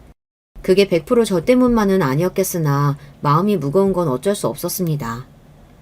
너 행여나 쓸데없는 생각은 마라. 저 애들 그렇게 된 게 어떻게 네 탓이겠니? 나도 내 아들들 그런 무서운 여자들이랑 같이 사는 거 보고 싶지 않아. 그것들은 그것들 저주는 업보 치르는 거니까 네가 신경 쓸 거 하나도 없어. 본인 속도 말이 아니실 텐데 혹여 제가 죄책감을 느낄까 싶어 단호하게 말씀하시는 시어머니가 큰 힘이 되었습니다. 저 역시 그 둘에게는 일말의 죄책감도 없었습니다. 제가 그것들에게 죄책감을 느낄 일이 뭐가 있겠습니까? 다만 아주버님들이 안타까운 것이죠. 폭행죄와 상해죄가 모두 적용되어 그 둘은 민사소송은 물론 형사처벌까지 받았습니다. 중간에 둘째 동서가 저희 집 앞에 뛰어와 제발 살려달라며 빌었으나 이내 둘째 아주버님께 질질 끌려가는 소동이 있었습니다. 본인 죗값 치르는 일인데 고소 취하야 고려도 하지 않았죠. 첫째 동서와는 공식적으로 남남이 되었습니다. 첫째 동서가 이혼 못한다며 길길이 날뛰는 바람에 첫째 아주버님은 결국 이혼 소송까지 하게 되었어요. 결과는 첫째 아주버님의 완벽한 승소였죠. 불임 폐악이 하도 많아 재산 분할도 전적으로 첫째 아주버님께 유리했습니다. 그간 아주버님도 벼르고 벼르셨던 모양이에요. 첫 아이를 잃은 지 딱 1년 만에 저희 부부에게는 쌍둥이가 찾아왔습니다. 그럴 리는 없겠지만 먼저 떠난 아이가 동생 손을 잡고 다시 찾아와 준 건 아닌가 싶어 마음이 짠해졌습니다. 얼마 전 세돌을 넘긴 아이들은 둘 다 어찌나 강골인지 온 식구들이 다 붙어도 감당이 쉽지가 않아요. 덕분에 저희 부부와 양가 부모님 모두 정신없이 살아온 탓에 첫 아이를 유산한 아픔도 아물 수 있었어요. 아이들 덕에 웃음이 떠나지 않는 가정 안에서 힘에 부치긴 하지만 그 어느 때보다 행복한 나날을 보내고 있는 저희 부부입니다. 유산의 아픔을 딛고 다시 행복을 찾게 된 제 이야기는 여기까지예요. 죽을 만큼 힘든 날도 견디다 보면 이렇게 웃을 날이 오는가 봐요. 혹시 지금 힘든 일을 겪고 계신 분들이 있다면 제 사연이 조금이나마 위로가 되었으면 합니다. 이야기 들어주셔서 감사합니다. 안녕하세요. 저는 서울에 살고 있는 30대 여자입니다. 결혼해서 전업으로 있기보다는 직장을 다니고 싶어 쭉 일을 하고 있어요. 남편도 같은 직장을 다니는지라 뜻도 잘 맞고 편히 잘 살고 있지만 시댁 때문에 최근에 무척 힘들었답니다. 보통 이렇게 말하면 대부분 유추하시는 게 시집살이가 심해서 그런 줄 아시더라고요. 그런 건 아니고 완전히 다른 입장에서 힘든 부분이 생겼어요. 그 고민의 주인공은 다름 아닌 제 시누이예요. 저보다 4살 위인 형님인데 사실 우리 둘끼리의 사이도 전혀 문제가 없고 아주 무던하거든요. 딱 한 가지, 결혼을 못하고 있다는 게 아주 큰 문제가 되었어요. 별스러운 얘기는 아니지만 그래도 나이가 40이 넘어가니 아기 갖는 게 쉽지 않잖아요. 형님은 아기를 워낙 갖고 싶어 했고 당연히 결혼도 하고 싶어 했어요. 하지만 이전에 10년 정도 연애했던 남자가 아주 몰상식하게 형님을 외면해버린 거예요. 그때 형님이 얼마나 울면서 서러워하던지 그 모습에 괜히 저까지 분노하게 되었답니다. 진수 씨가 나보고 이제 아이는 못 낳지 않겠냐면서 헤어지자고 하더라고. 자기는 자기를 닮은 아이를 갖고 싶대. 그런데 나보고 곧 폐경 아니냐며. 그럼 곤란하다는 거야. 어떻게 이럴 수가 있어. 우리가 10년을 만났어. 나는 그 사람이랑 결혼하려고 이렇게 기다렸는데 왜 나한테 이래 정말. 왜냐면 말 맞다나 저 진수라는 인간이 정말 나쁜 인간인 게요. 그놈의 본인 꿈을 쫓는답시고 돈도 없이 맨날 형님한테 용돈 타가고 자취방에서 밥 얻어먹고 우리 어머니가 선자리 봐오는 것도 시비를 걸곤 했었대요. 어느 쯤에서부턴가 저도 얼굴을 본 적이 있는데 그렇게 사회인 양 드나들고 우리 시부모님도 만만하게 보더니 나중에 보기 좋게 그냥 뻥 차버린 거예요. 저 따위 말들을 하면서 말이에요. 그러니 우리 남편도 저 인간 얘기만 나오면 이를 갈더라고요. 솔직히 누나도 바보야. 미쳤다고 저딴 남자를 믿고 10년을 그냥 날려버리냐고. 그렇게 애기 갖고 싶어 했으면서 일찌감치 정신을 차렸어야지. 내가 제일 열받는 건 진수 그 자식이 지금 곧장 딴 여자애를 만나고 있다는 거야. 뻔하지 뭐. 어린애 만나니까 얘랑은 앞길 창창해 보이고 우리 누나한테는 이제 볼장 다 본 거지. 진짜 길에서 만나면 가만 안 둘 거야. 이렇게 남편조차 으름장을 놓으면서 부들부들 거리는 걸 보면 남녀 연애가 별거 아닌 것 같지만 별거 맞는 것 같아요. 10년 넘게 당연히 결혼할 것처럼 시간을 끌어대던 남녀였는데 헤어져 버렸으니 양쪽 집에서 느끼는 타격감도 컸을 거예요. 당시의 씁쓸한 분위기를 어쩔 수 없이 체감하며 시간을 보냈는데 사람 일은 참 알 수가 없는 것 같아요. 그렇게 힘들게 헤어지고 울상을 하고 있던 형님이었는데 몇 달 안 지나서 대뜸 결혼 소식을 알려왔지 뭐예요? 형님, 누구랑 결혼하시는 거예요? 설마 그 진수?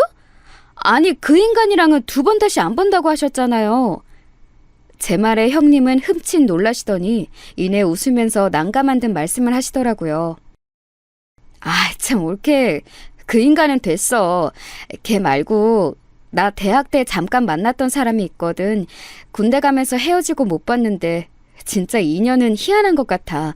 얼마 전에 교수님 전시회 갔다가 만났지 뭐야. 어쩌면 만날 수밖에 없는 당연한 자리이긴 했지만 어찌어찌 둘 다 아직 혼자더라고. 감정도 나쁘지 않고 그러다 보니 이렇게 소식을 전하게 되었어. 나도 참 많이 민망하네. 올케가 이해해줘. 좋은 소식이니까. 이처럼 형님 말 맞다나 어쩌면 아주 생뚱맞게 느껴지는 새로운 남자와의 결혼 소식을 듣게 되었답니다. 알고 보니 어머니 아버님도 어렴풋이 기억하고 계시는 사람이었고 남편도 잘 알고 있더라고요. 게다가 전 자세히 몰랐지만 어릴 적에 같은 연립단지에 살았었다는 얘기도 있었고 하여간 인연이 되려면 이렇게도 되는구나 싶었어요. 어떻게 마흔 앞두고 둘 다 혼자에 느지막이에 우연히 만나서 불타오를 수 있냐고요. 그리하여 아주 빠른 속도로 둘은 결혼하게 되었답니다. 저는 늦게나마 찾아온 형님의 결혼 소식이 참 희한하게 느껴졌고 아기 소식을 기대하긴 다소 어렵겠지만 진심으로 행복하길 바랬어요. 형님은 저한테 정말 친언니 마냥 다정하게 잘해주는 분이었거든요. 남편과 제가 다툴 때에는 제 편도 잘 들어주시고 어머니와 저희 관계가 나빠지지 않게 늘 중간 역할을 잘해주시는 분이었어요. 그러면서도 결혼 부분에선 제가 늘 선배라면서 부럽다는 말을 달고 사시는 분이었으니까요. 헌데 제가 한 가지 조금 불안한 게 있었는데 이게 사실 결혼 생활 하는 사람들은 약간의 촉 같은 게 있잖아요. 형님의 시어머니의 인상이 어지간히 찐하고 세 보이는 게 아니었거든요. 사실 아들은 엄마 얼굴 닮는다고 그 집 아들인 형님의 남편, 그러니까 저희 시댁 아주버님은 부리부리하게 잘생긴 인상이긴 했어요. 키도 훤칠하게 크고 옷도 세련되게 입고 왜 저 외모에 그 나이가 되도록 결혼을 못했나 싶을 정도로요. 그러면서 상견례 때나 결혼식 때나 정말 눈에서 꿀이 뚝뚝 떨어질 정도로 우리 형님을 사랑스럽게 보더라고요. 하지만 형님네 시어머니는 아주 고집도 세 보이고 말도 되게 딱딱하게 하시는 거예요. 한창 신혼 초에 형님이 해주셨던 얘기를 들었을 때도 꽤 충격이었답니다. 저번에 어머니가 갑자기 백화점 가자고 부르시더라고. 나는 멀리 친구들이랑 나와 있었어서 못 간다고 했는데 어머니는 그게 되게 기분이 나쁘셨나 봐. 친구들이랑 있다는 말을 했음에도 불구하고 한 30분 단위로 계속 전화를 걸어대시는 거 있지? 왜 그렇게 밖에 오래 있냐고, 언제 집에 갈 거냐고 자꾸 따지듯 말씀을 하시는 거야. 친구들 보기에도 너무 창피했어. 저는 시어머니가 왜 며느리한테 그렇게 집착해서 백화점을 같이 다니고 싶어 하는 건지도 잘 모르겠고 심지어 다른 지인들과 있다는데 계속 전화를 걸어댄 게 이해가 안 갔어요. 형님네 시댁이 좀 유복하긴 하다지만 은근히 돈 갖고 유세를 많이 부리신다더라고요. 반면에 우리 시댁은 그냥 평범한 집이긴 해요. 그래서인지 저희 어머니는 저한테 전혀 돈이나 뭐 다른 걸로 피곤하게 하시는 게 없지만 물질 여부가 시집살이랑 꼭 비례한 것 같진 않더라고요. 저희 어머니는 사람 자체가 원래 순딘순딘 하시고 남일에 크게 관여 안 하시는 분이에요. 단지 아버님이 좀 가부장적이고 짜증이 많으셔서 형님이 결혼할 때에도 반대를 많이 하셨거든요. 아마 저런 내용을 들으신다면 당장 결혼 때려치라고 하실 게 뻔하니 형님도 저한테만 상담을 하셨나 봐요. 초반에는 그냥 그런 일도 있겠거니 했고 저도 제 삶이 바쁘니까 잊고 있었는데요. 어느 날 형님이 갑작스레 데이트 신청을 하시는 거예요. 저도 어찌 결혼 생활 하시는지 궁금했고 시어머니와 거리는 좀 두고 사는지 알고 싶었답니다. 그런데 그쪽에 초점을 맞추고 만났던 이날의 만남은 돌아오는 내내 저를 굉장히 찝찝하게 했어요. 형님이 이날 저에게 했던 얘기는 아무리 봐도 외도가 분명했거든요. 외도라고 생각되는 그 대상은 다름 아닌 형님의 남편 시아주버님이었답니다. 나 이런 얘기 올케한테 하기 정말 너무 부끄럽고 수치스러워. 그런데 엄마 아빠한테 말할 수도 없고 친구들한테 상담하긴 내 얼굴에 침 뱉기고 올케는 왠지 좀 믿을 수 있을 것 같아서 털어놓는 거야. 내가 얼마 전에 남편 핸드폰을 봤는데 위치가 좀 이상하더라고. 너무 이상해서 사진으로 찍어놨어. 이것 좀 같이 봐줄래? 형님이 저에게 내민 핸드폰 속 화면을 들여다보니 뭔가 일부러 의심해서 확인할 수 있는 그런 사이트도 아니었어요. 평범한 포털 사이트인데 그 안에서 이동한 위치가 기록으로 남아있어 누가 봐도 눈길이 가더라고요. 이것 좀 봐봐, 올케. 나한테 이런 장소로 간다고 한 적도 없거든. 그냥 집 근처에서 친구들이랑 술 마시고 들어온다고 했던 날이라 기억이 나. 근데 이날 시간대며 남편이 늦게 들어왔던 거며 다 맞는 날인데 왜 호텔 기록이 남아있는 건지 모르겠어. 저도 이런 얘기는 친구들이나 인터넷으로 익히 보고 들었던 바라 저도 모르게 레이더를 바짝 세우고 함께 점검해봤어요. 그런데 아니나 다를까 본인 와이프인 형님에게 연락해줄 때와는 달리 전혀 다른 장소에서 술집에 가거나 호텔에 들락거리고 몇 시간씩 오래 있다 나온 기록들이 남아있더라고요. 그리고 사실 이 상황에 대한 답도 형님이 갖고 있긴 했어요. 올케, 나 정말 너무 이상해서 이날 새벽에 남편 핸드폰을 샅샅이 다 뒤져봤어. 근데 정말 기가 막힌 거야. 남편이 만나는 여자가 있었더라고.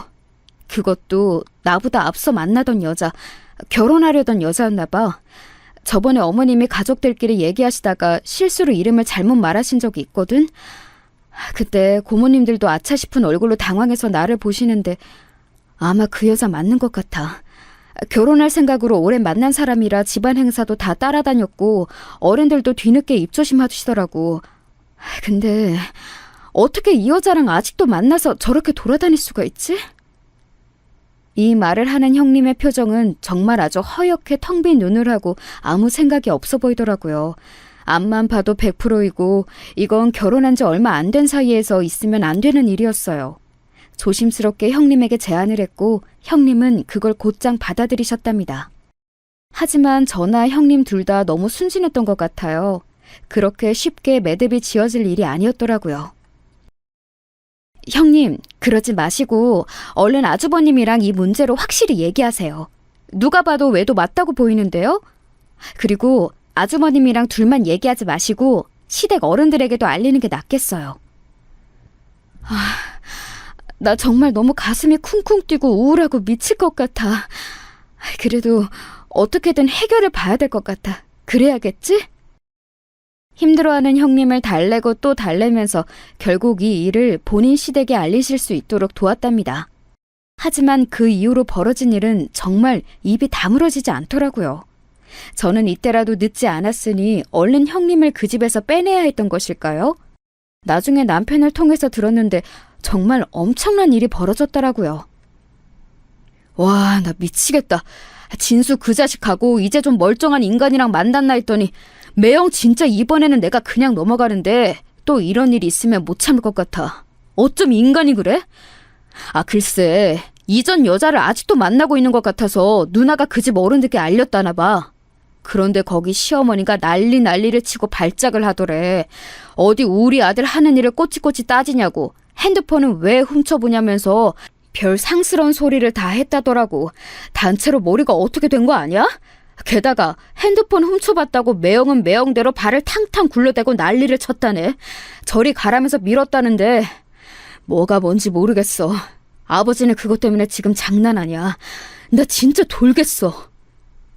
그야말로 이 얘기는 와 소리가 나올 법한 얘기더라고요.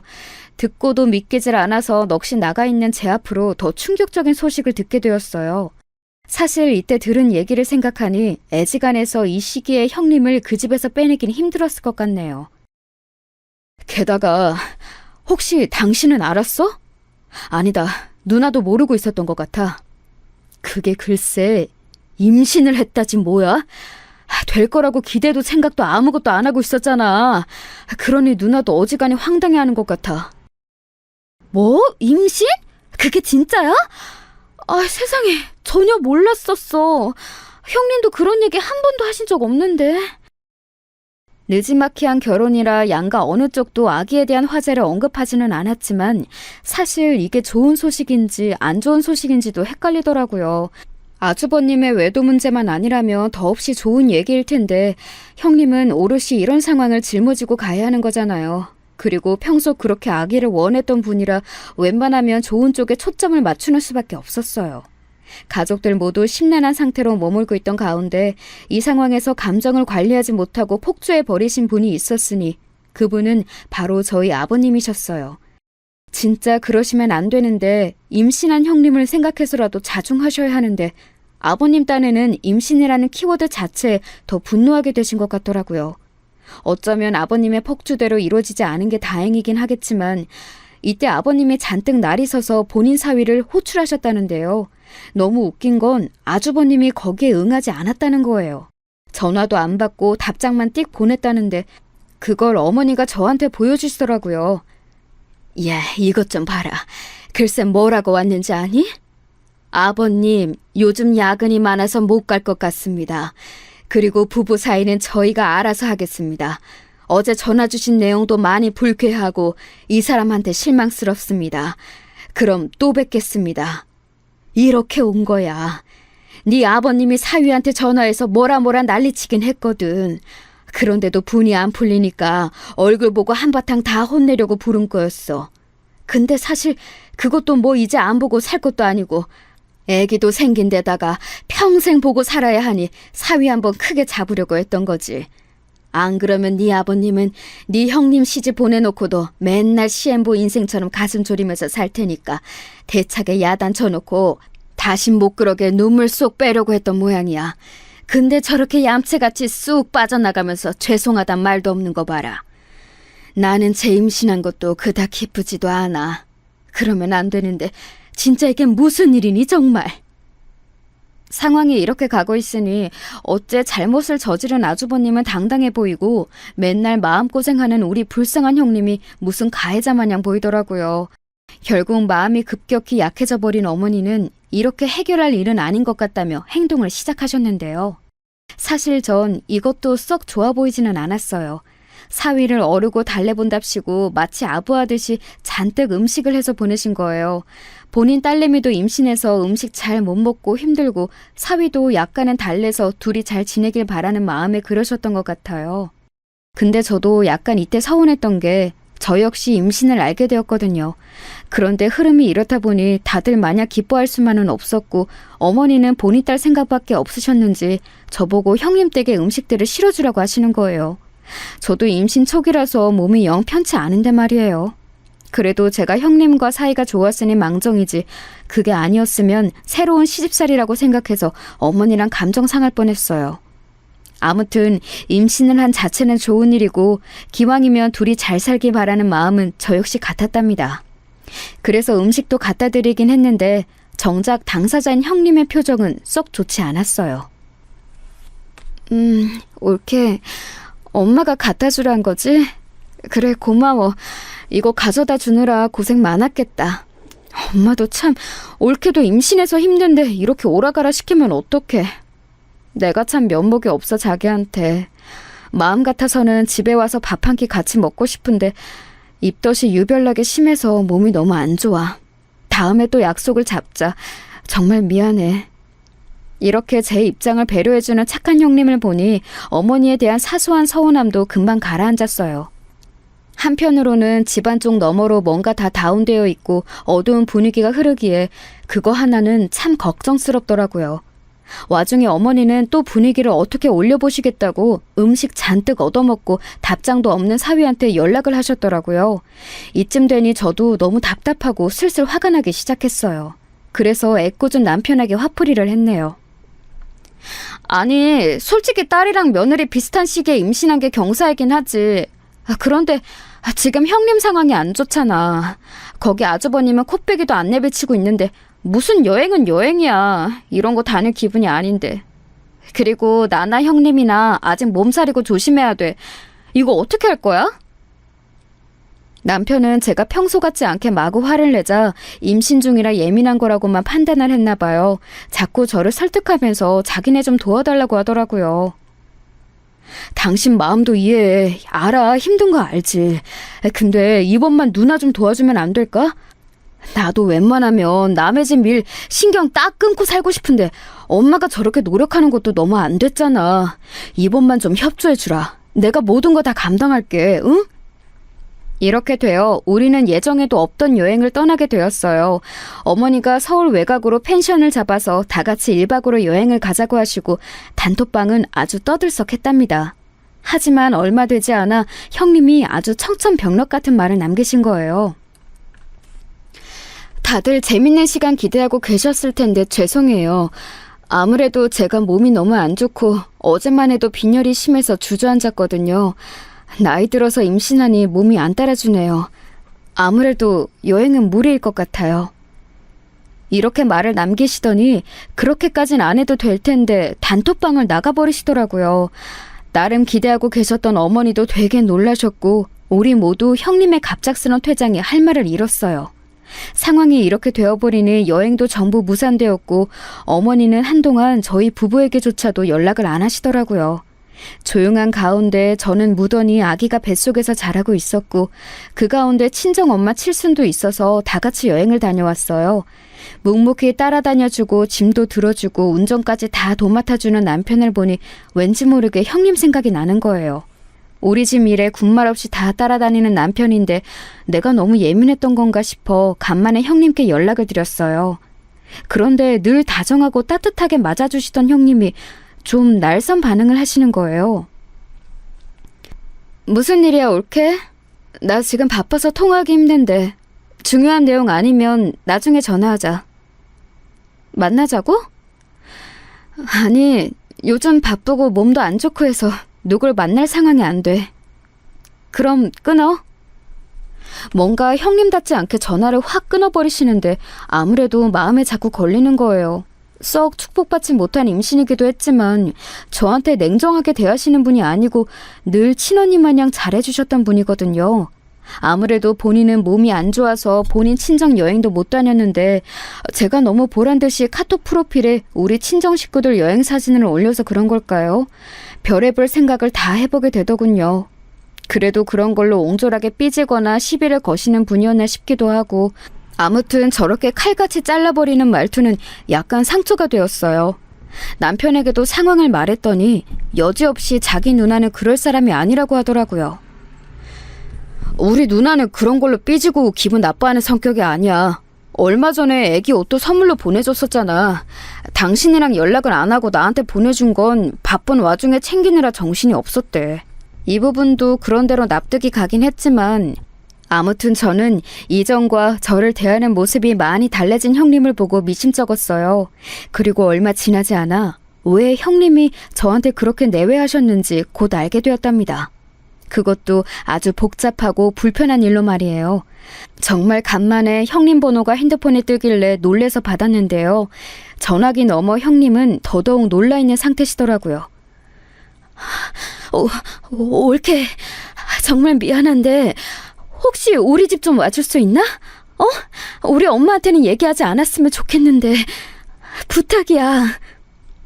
약간은 울먹이는 소리로 말을 하는 형님은 제가 택시를 타고 갔을 때 역시 여전히 놀라있는 상태였어요. 하지만 이미 모든 상황은 다 끝나고 막이 내려버린 얘기였더라고요. 형님이 이때 자세한 얘기를 해주시진 않았지만 결론은 딱 하나였어요. 고이고이 지켜왔던 아기를 그만 멀리 보내게 되었다는 거였답니다. 아무래도 몸이 이상한 것 같아서 병원에 가봤는데 맞다는 거야. 엄마한테도 연락을 못했어. 그래서 할 일 다 하고 집에 온 지 얼마 안 됐어. 그런데 내가 알기론 이렇게 보내고 나면 애기 낳은 거랑 똑같이 몸이 힘들다고 하더라. 올케, 나 마음이 너무 안 좋아. 계속 눈물만 나.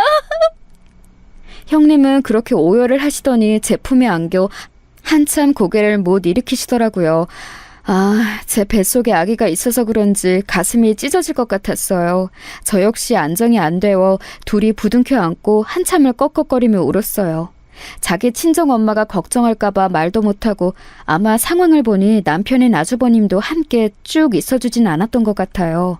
홀로 그렇게 모든 절차를 거치고 집에 돌아와 일반 산모들이 겪는 산후 우울감을 느끼며 곁에 없는 아기에 대해 아파하며 온 슬픔을 다 떠안고 계셨던 거예요. 넓디 넓은 그 멋진 신혼집 안에 형님의 슬픔만 공허하게 가득 차 있는 게 느껴졌어요.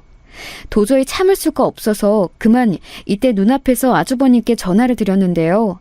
전화를 받자마자 저도 감정이 잘 추스려지지 않아서 화를 마구 내게 되었답니다. 그리고 이 부분에 대해선 저도 나중에 후회가 막심했어요. 형님을 더 곤란하게 만든 것 같았거든요. 저 아주버님, 형님, 이렇게 아프신데 혼자 두시면 어떡하나요?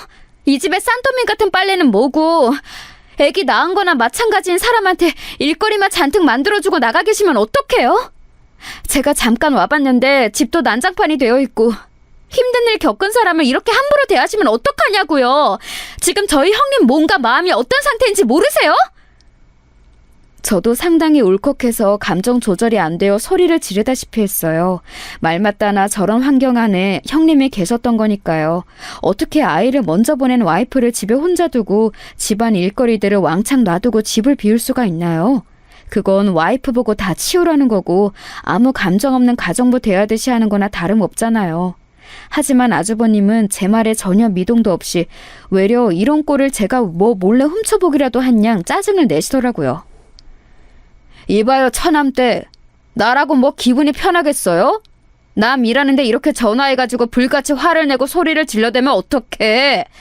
나도 알아요. 슬프다고. 그 사람이 친정 가서 쪼르르 일렀나 본데 그게 뭐 일러서 어떻게 될 일이에요? 나보고 어쩌라는 거냐고. 시간 한가하면 적당히 위로나 해주고 돌아가요. 그리고 누가 집안일을 시켰다는 거예요? 돈 안 벌고 집에만 있으니 당연히 할 일인 거지. 처남댁은 밖에서 돈이나 벌어봤나 모르겠네. 처남은 이렇게 빽빽 남의 일에 간섭하는 와이프랑 사느라 고생이겠어요. 하여간 다시는 이런 일로 서로 목소리 들을 일 만들지 맙시다. 네? 이러면서 전화를 확 끊어버리는데 와, 남인 제가 들어도 이렇게 살벌하게 느껴지는데 형님은 어떠셨을까 싶더라고요. 괜한 일을 오지랖 넓게 질러버려가지고 형님은 더 괴로운 얼굴을 하고 계시고 저는 이 일이 제게 크나큰 실수로 남아서 죄책감을 느끼게 되었어요. 형님 잘 위로해드리고 집으로 돌아오는 길 마음이 엄청 복잡하더라고요. 결국 돌아와서 남편에게 조심스럽게 말을 전했고 찬찬히 시댁에게도 알리게 되었어요. 차마 아버님에게는 말씀드릴 수가 없었어요. 어머니가 단단히 입막음을 하셨거든요. 무슨 일이 있어도 네 아버님한테 말하지 마라. 내가 시기를 봐서 적당히 말을 할 테니까 절대 말실수하면 안 돼. 네 아버님 안 그래도 자기 사위 벼르고 있어. 맨날 그렇게 욕을 해대는데 애기 저렇게 보낸 거 알면 다 사위 때문이라고 아주 뒤엎고 사고칠 거야. 제발 우리 당분간은 조용히 있자. 아무리 생각해봐도 어머니 말씀이 맞는 것 같아서 저와 남편은 조용히 입을 닫았어요. 제 출산일도 몇 개월 뒤로 다가오는데 우리 부부는 물론이고 어머니는 마음 편히 이 시기를 보낼 수 없었답니다. 하지만 얼마 안 가 그렇게 조심하고 조심했던 아버님이 모든 걸 다 포기하고 폭주하게 된 사건이 발생하고 말았어요. 어차피 터질 일이었다면 이때 진즉 폭로하는 게 낫지 않았나 싶네요. 그러고 보면 저도 임신 중에 참 별의별 일을 다 겪었네요. 이날 저녁도 아니고 거의 새벽으로 넘어갈 무렵인 시간에 말이에요. 누가 갑자기 우리 집 배를 누르는 거예요. 인터폰을 보니 불도 까맣게 꺼져 있고 해서 뭔가 했더니 형님이 서 계시더군요. 잠옷만 걸치고 있던 저는 너무 놀라 이제 막 잠든 남편을 깨워 같이 문을 열었는데요. 고개를 제대로 못 들고 있던 형님이 비로소 고개를 들자마자 저와 남편 모두 외마디 비명을 지르게 되었어요. 세상에 형님! 얼굴이 왜 이렇게 된 거예요? 어머 세상에! 멍 아니에요? 한쪽 눈이 무슨 푸르스름한 국대접을 엎어놓은 마냥 온통 멍으로 뒤덮여 있는 걸 보고 기가 막히더군요. 이건 도저히 안 될 것 같아서 제발 알리지 말라며 간곡히 부탁하는 형님의 말을 거절하고 시댁에 알리게 되었어요. 비밀로 넘길 게 따로 있지 이건 진짜 아니라고 보여지더군요. 이 상황을 알게 된 어머니는 또 아버님에게 알리지 말라고 하실 것 같아 곧장 아버님께 알려드렸어요. 혹시나 저는 이런 일이 벌어진 이유가 괜히 제가 나서서 그렇게 된 줄 알고 손을 달달 떨어가며 여쭤봤어요. 그런데 이유가 그건 아니라지만 아니라서 더 큰 문제더라고요. 아니, 그런 걸로 새삼 그러지 않아 그 사람. 그냥 일상이야. 근데 이번에는 정말 너무 아파서. 그리고 나도 아이 보낸 마당에 이렇게 사는 게 뭔 의미가 있나 싶어. 이건 정말 너무 아프네. 다들 나처럼 사는 것 같진 않더라고. 이 말에 남편은 완전히 눈이 돌아서 그분을 어떻게 해야 할지 몰라 자리에서 팡팡 뛰더라고요. 형님 본인도 인정하셨지만 이렇게 꾹꾹 눌러가면서 결혼 생활을 유지하는 게 무슨 의미가 있을까요? 이제 둘 사이에 더 이상 엮일 게 없잖아요. 아이도 없고 아무것도 없이 그저 이렇게 큼지막하게 상처를 입히고 한쪽은 일방적으로 당하기만 하는 관계만 남아있어요. 우리 시부모님에게 있어 결혼한 이래 얼굴 코빼기도 비추지 않던 사위는 이런 식으로 본인 딸들에게 엄청나게 무서운 흔적만 남길 뿐이었어요. 게다가 아기를 보낸 지 얼마 안 되어 정신적으로 힘들어 보이는 아내에게 어떻게 이런 짓을 할 수가 있단 말인가요? 서둘러 남편을 재촉해서 형님을 모시고 시댁으로 갔고 어머니는 보자마자 비틀비틀 주저앉으시더군요. 밤이 늦었고 새벽이 되어버렸지만 더 이상 참을 수가 없어 아버님 다음으로 가장 흥분한 남편이 큰 아주버님께 전화를 했어요. 형, 미안한데 엄마네로 좀 와봐. 누나가 장난 아니야 지금. 매형 이 자식 진짜 사람도 아니야. 와서 얘기 들어. 큰아주머님은 지방에서 회사를 다니고 계셔서 도통 얼굴 뵙기 쉽지 않았지만 그래도 가끔 행사 때문에 얼굴을 내미시는 분이었어요. 거기는 본인 처남이랑도 사이가 좋아서 맨날 처가 식구들이랑 놀러 다니고 어머니가 가끔씩 우스갯소리로 아들 뺏겼다고 하셨거든요. 그런데 이런 게 나름 좋은 역할을 할 때도 있는 것이 이날 큰 아주버님이 본인 처남까지 데리고 오셨더라고요. 그 새벽에. 야, 진짜 그 자식 사람이 아니네. 지 마누라 얼굴을 이따위로 만들어? 아버지, 진정하고 가만히 좀 있어봐요. 가서 소리 지르고 없는다고 해서 다 해결이 될 일이 아니니까. 큰아주버님은 이렇게 말해놓고 본인 여동생인 형님에게 따박따박 상황을 따져 물었고 형님은 울먹이면서 겨우 사정을 털어놓으시더군요. 이쯤 되니 더 이상 이 결혼을 유지할 수 없다고 느꼈나 봐요. 툭하면 기분 안 좋으면 그래. 나 사실 매일 이렇게 살았어. 맨날 그 사람 들어올 때 무섭고 어머니한테도 몇 번 상담했는데 계속 내가 더 잘해야 된다고만 하셨어. 이 사람 내가 어디 간지도 몰라 지금. 맨날 술 먹고 나가고 집 오면 밥이나 찾고 나한테 함부로 하고 그게 다야. 아, 대골 같은 그 신혼집에서 살면서 부러움을 한 몸에 받았던 형님이 그런 생활을 하고 있을 줄은 상상도 못했어요. 평소 연락이 잘 안 되고 멀리 사시는 막내 신우도 기가 막혔는지 이래서 자기는 결혼을 안 하는 거라면서 전화로 마구 악을 쓰시더라고요. 그러게, 그깟 결혼이 뭐라고. 사람 없으면 그냥 내 인연 없다 하고 살다 가야지. 언니는 왜 굳이 결혼을 해서 그 난리야? 아무튼 됐어. 나 오전에 올라갈 테니까 딱 기다려. 다 같이 그 집에 쳐들어가자고. 듣자 하니 진짜 이거 미친 인간들 아니야? 형부라고 부르기도 싫은 그 자식. 결혼식에서 깔짝깔짝대고 눈 흘리니까 여자 좋아하게 생겼다만. 하여간 언니는 보는 눈이 없어. 이날 우리는 시댁에 모여 모두 정말 꼴딱 밤을 샜던 것 같아요. 일을 어떻게 하냐, 무작정 찾아가기만 한다고 해결될 일이냐, 외려 우리가 책 잡히면 어쩌냐 하면서 저마다 돌아가며 한마디씩 했거든요. 그러다 보니 아침이 밝을 때 꾸벅꾸벅 졸고 정말 뜬 눈으로 밤을 새버렸어요. 다들 일어나서 뭐라도 먹고 움직여야 했는데 뭐가 넘어갈 상황이 아니잖아요. 졸지에 큰 아주버님네 처남까지 함께 머리를 싸매고 어떻게 엿을 먹여야 할지 고민하며 아주 고통에 휩싸여 있었답니다. 이후로 다음날 오전 중 막내 신우까지 합체가 되면서 다 같이 형님네 시댁으로 움직이게 되었답니다. 이날의 일은 진짜 두고두고 못 잊을 광경인 것 같아요. 임산부인 저보고 남편이 절대 따라오지 말라는 것을 왠지 그냥 두고 볼 수 없어서 함께했어요. 형님의 전화는 제대로 받지 않는 악마 같은 아주버님네 본가, 그러니까 그 세고 독한 시어머니가 계시다는 시댁으로 다 같이 향한 거예요. 선전포고는 우리 어머니가 먼저 하셨고 그쪽 시어머니는 기가 막혔던지 올 거면 오시라고 했다더군요. 하지만 이렇게 어머니 아버님과 저와 남편, 사건의 주인공인 형님, 큰아주머님과 그쪽 처남, 막내 신우까지 어른 8명이 쳐들어갈 줄 몰랐던 거죠. 보자마자 당황했던 그 집 시어머니는 어버버하고 있는 사이 우리는 물밀듯 집 안으로 들어갔어요. 그리고 아버님이 대뜸 소파에 털썩 앉으시더니 바로 본론부터 말하시더군요.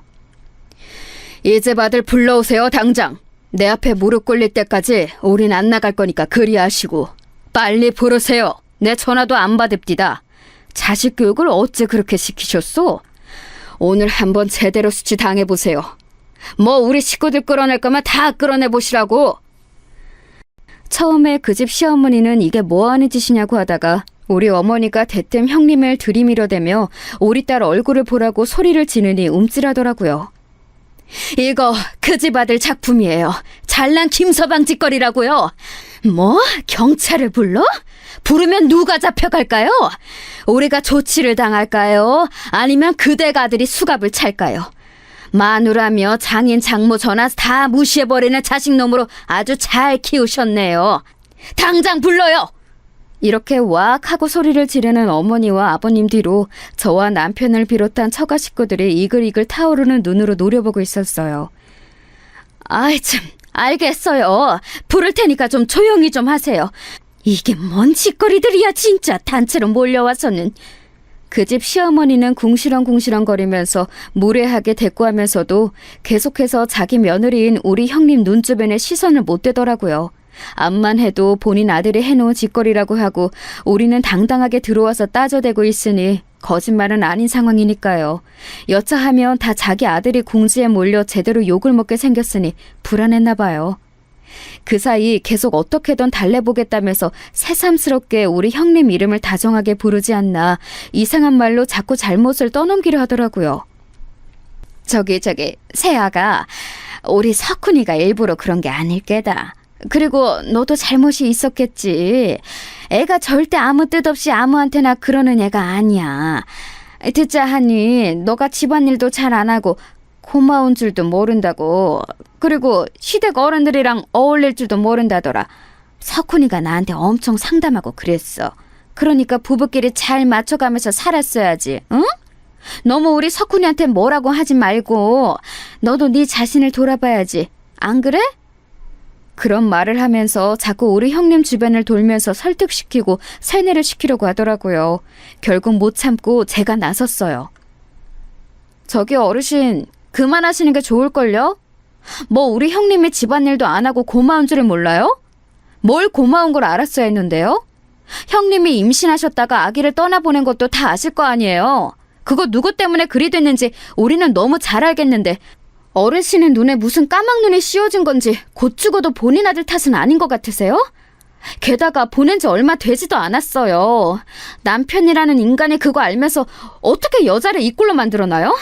집안은 개판으로 해놓고 그마저도 몸 힘들어서 못 치우고 기어다니는 사람을 아주 못 부려먹어서 안달이던데요? 그게 사람 자식 맞아요? 됐고 불편하니까 우리 형님한테 더 말 걸지 마세요. 어디서 지금 나이살 처먹었다고 아랫사람 가르쳐서 입막음을 하려고 하세요? 여기 식구들 다 따라와 있고 형님네 어머니 아버지도 같이 와 계신데 그 앞에서 그러고 싶으세요? 뭐라고 더 짓거려봤자 어르신 아들한테 좋을 게 하나도 없어요. 암말 말고 놔두시라고요. 제가 따다다다 따져대니 이때 나서려던 아버님과 큰 아주버님도 자리에 앉으셨고 우리 막내 신우는 옆에서 구구절절 흠잡을 말이 없다며 박수까지 쳤어요. 그러니 일순간 기가 죽은 그 집 시어머니는 잔뜩 주눅이 들어서는 그대로 식탁 쪽 의자를 지익 끌어서 우리 얼굴 안 보이게 앉아있더군요. 결국 이처럼 불편하고 메스꺼운 한두 시간 정도를 날려보낸 뒤 이 집에 그 잘난 아드님, 우리 형님의 남편인 아주버님이 등장한 거예요. 이제 아주버님이 아니라 그 자식이라고 부를게요. 그 자식은 아주 귀찮은 일이 생겼다는 얼굴로 들어왔다가 우수수 몰려있는 우리 식구들을 보고 기겁을 하더라고요. 아마 지네 엄마가 처가 식구들 와 있다는 얘기까지는 안 했나 봐요. 하지만 오자마자 대뜸 뭐라 말을 하고 어쩌고 하기도 이전에 아버님과 큰아주버님이 그 자식에게 달려들었어요. 그래서 우리 남편과 막내 신우가 뜯어말리고 형님은 또 울고 아수라장이 되었답니다. 다행히 우리 쪽에 흠이 날 만한 상황까지는 안 가고 그쳤고 그것만으로도 그 자식은 매우 놀라있는 상태였어요. 와중에 절대 자기에게 이런 일이 일어날 거라고 상상도 못했던 게 더 괘씸하게 느껴지더라고요. 아파요. 제발 이것 좀 놓고 말하세요. 진짜 왜 이러시는 겁니까? 뭘 놔 놓기는. 그래 나주마 이 자식아. 너 내 딸이라 그만 살아. 이혼해. 이혼하고 네 회사도 다 말아먹고 엿먹게 해줄 거야. 그러자 뒤에서 그 집 시어머니가 시뻘개진 얼굴로 받아치더라고요. 뭐요? 우리 석훈이 잘못도 있고 해서 두고 보려고 했더니 하다 뭘 어째요? 내가 그렇게 놔둘 것 같아요? 이 말에 곧장 바로 저희 남편이 대들면서 마구 소리를 질렀어요. 매 형 같지도 않은 이 인간 땡땡식품 다니고 있죠? 거기 여직원이며 이전 약혼녀며 두루두루 불륜 짓 해대고 본인 와이프는 이 꼴을 만들어 놓는다는 거 알려지면 과연 거기 붙어있기 쉬울까요? 누나한테 듣자 하니 뭐 큰아버님이 하시는 곳이라면서요? 그쪽에 아들이 없어서 거의 후계자처럼 쓴다던데 후계자로 보고 있는 조카가 이따위로 살고 있는 건 아신답니까? 자기 부인 얼굴을 이따위로 만드는 인간한테 회사 맡기면 참으로 미래가 밝겠네요. 그 떵떵거리며 잘난 척하는 그 집 시어머니와 보란듯이 우리 형님과 처가 식구들을 무시해대던 그 자식은 계속 떵떵거리게 해줄 수 있을 본인들 밥줄을 언급하니 표정이 달라지더군요. 사실 저 회사 자랑은 상견례 때부터 귀에 피가 나도록 해댔던 얘기거든요. 얼마나 자부심이 크던지 그때 당시에는 우리 어머니 아버님도 그럭저럭 들어주셨던 얘기였어요. 하지만 나중에 형님이 저에게 해주신 얘기를 들어보니 가관도 아니더라고요. 남편의 지저분한 상황을 하나하나 캐내게 되는 여자가 어떻게 스트레스 한 번 안 받고 아기를 잘 품고 있을 수 있었을까요? 차라리 지옥에서 지옥문을 나갈 열쇠를 찾으라는 명령이 났지. 얼마나 형님이 비참하고 절망스러웠을지 상상도 하기 힘들었어요. 헌데 그 자식도 보통은 아니더라고요. 처음에만 슬쩍 움찔할 뿐 지 살겠다고 짓거리는 소리 들어보니 제정신이 아니었어요. 딱 그 엄마의 그 아들 그 짝이더라고요. 아니 부부간의 사생활을 갖고 너무 선을 넘으시네요. 쓸데없는 짓 하지 마세요. 저는 뭐 당하고 있을 줄 아나요? 처남 그 말을 너무 함부로 하네. 장난도 사람 봐가면서 치라고. 이런 식으로 대충 수습하려 들어대는 데다가 자기 부인이랑은 대충 말싸움이 있었고 자기도 미쳐졌다는 거짓말을 해대니 우리 쪽 분위기는 더 사나워질 수밖에 없었어요. 하지만 이런 식으로 말싸움 해봤자 의미도 없고 그렇다고 마음은 10분 이해하지만 똑같이 물리적인 행동을 해서도 안 되니 이쯤에서 매듭을 지어야겠더라고요. 그대로 우리는 집을 나서버렸고 시부모님은 집에다 모셔다 드렸답니다. 그 길로 남편과 저, 막내 신우, 큰아주머님과 그 집 처남까지 합심해서 판을 짜고 실행하게 되었어요. 더 말할 것도 없이 그 자식이 다니는 땡땡식품에 제보를 했다는 거죠. 사실상 회사에 직접적으로 넣기에는 어려웠고 형님에게 시댁 큰아버님인 그 회사 사장님 연락처가 있으니 가능했던 일이에요. 결혼식 이후로 애지간해서 얼굴 볼 일이 없는 조카 며느리가 이런 식으로 연락을 해온 데다가 본인 회사 내부에서 여직원을 건드리고 문란하게 놀았다는 소리를 들으니 큰 아버지라던 회사 사장님도 좀 답답해하는 분위기더군요. 우리 조카 며느리 일단 내용은 잘 알겠어요. 재수 씨랑 얘기를 좀 해봐야 할 것 같은데 그건 그렇고 정말 석훈이가 홍보팀 여직원 몇을 건드렸다는 게 맞는 말인가? 증거라도 있어요? 이 말에 형님이 그간 캡처해두었던 증거를 보내드렸나 봐요. 본래 이렇게까지 뭔가 싸우고 끝까지 가는 성격은 아니신데 우리 가족들이 나서서 계속 설득한 끝에 겨우 용기를 내신 거예요. 사실 본인의 눈으로 확인했던 그 끔찍한 외도 내역들 그리고 본인의 몸이 상해가며 남편에게 입었던 상처들 다 남겨두기 싫었겠죠. 언젠가는 증거로 쓸 일이 있을 수도 있다는 생각에 찍어두셨다고 하지만 그걸 남겨두면서 얼마나 비참한 기분이셨을까요? 제가 시간별로 잘 정리해두는 게 낫겠다고 해서 같이 컴퓨터로 파일 작업을 했고 그걸 정리하는 와중에도 얼마나 화가 치밀었는지 중간에 형님은 몇 번이나 또 오열을 하시더라고요. 결론적으로 이런 증거까지 눈으로 보고 확인해버린 그쪽 큰아버지이자 사장님은 아주 짧은 단답형의 문자를 우리 형님께 보내오셨더라고요. 그 문자를 읽고 나니 저도 처음엔 이해가 잘 안 되어 매우 헷갈렸어요. 조카 며느리, 내용은 잘 알겠어요. 이유는 내가 알아서 하겠습니다. 그럼 잘 지내요. 내용을 보니 일단 알긴 알겠다는 건데 그 뒤로 알아서 뭘 어떻게 하신다는 건지 안 나와 있으니까요. 설마 이렇게 덥지는 않겠지 싶으면서도 팔은 안으로 굽는 건가 싶어 불안하고 잠이 안 오더라고요. 우리 형님은 이미 이혼을 진행하셨고 그냥 그렇게 이혼만 해버리고 위자료 얼마 받고 모든 게 끝나는 느낌이 들었으니까요.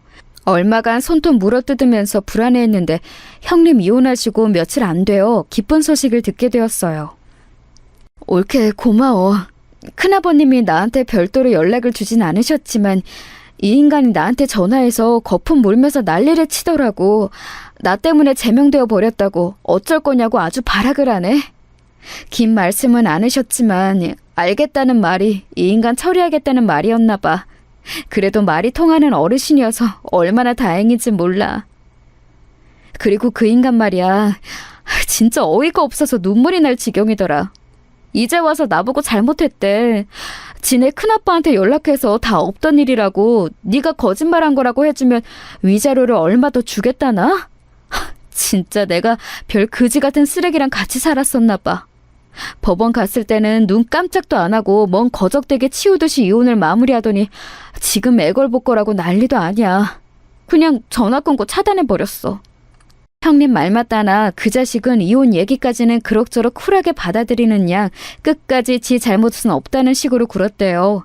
그런데 그렇게 철석같이 믿고 있던 지네 큰아빠 회사에서 제명을 당하곤 완전히 눈이 돌아버렸더군요. 근데 언젠가는 터질 얘기였었나 봐요. 제명이 결정되고 난 뒤에 몇몇 회사 여직원들이 뒤늦게 폭로를 하고 이제사 말을 한다면서 제보를 했다더군요.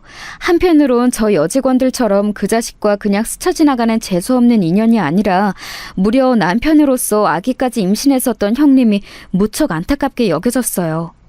들려오는 얘기로는 아주 망나니같이 살다고 하고 본인 본가에서도 한동안 꼴보기 싫다며 집에 오지 말랬다나 봐요. 그러니 밖에서 떠도나 본데 워낙에 능력도 딱히 없지만 집안 하나 유복해서 그 나이까지 장가 안 가고 놀았나 보더라군요. 집이며 뭐며 안 받쳐주는 상태로 나이만 먹어서 돈 몇 푼 들고 쫓겨났으니 마땅히 할 게 뭐가 있겠어요. 그 이후의 소식은 저희도 몰라요. 그렇게 별탈 없이 우리 가족의 시간이 지나갔고 저도 건강히 아기를 낳아 육아하고 있답니다. 한창 스트레스가 많았기에 저희 엄마가 제발 네 몸이나 돌보라고 형님네 신경 끄고 너나 애기랑 몸 챙기라고 해서 살짝 걱정이 되었는데요. 그래도 아기와 저 모두 건강하고 이제 벌써 시간이 꽤 지난 이야기예요.